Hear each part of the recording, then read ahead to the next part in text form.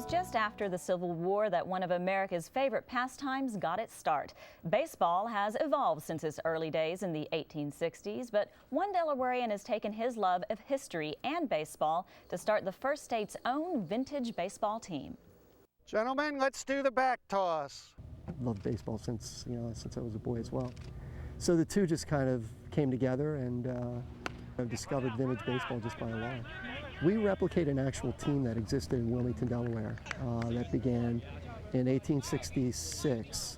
That is right at about the time that baseball really exploded, and all these amateur clubs were forming all over the place. The Diamond State Club was the preeminent team of the 1860s. We wear uniforms similar to what the Diamond States would wear based on descriptions, and play by the rules that they would have originally played by when they were first starting. It's a little harder to catch the ball, as you can imagine, bare hands. The game is modified accordingly, so there's underhanded pitch rather than overhanded pitch.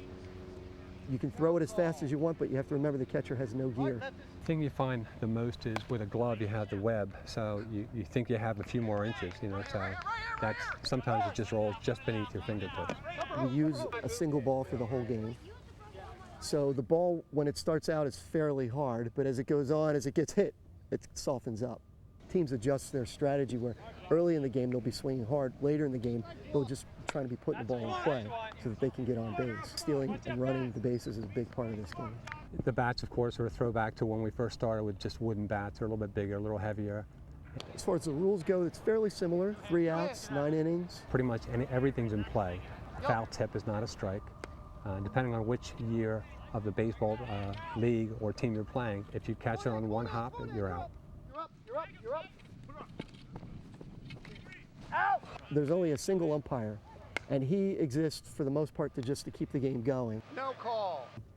There's a gentlemanly code that that sort of helps him along in making calls.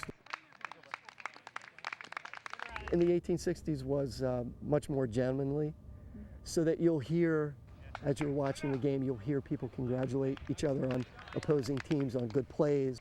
Good play first. The point is honesty and competition. It's not one-upsmanship. It's kind of baseball at its purest.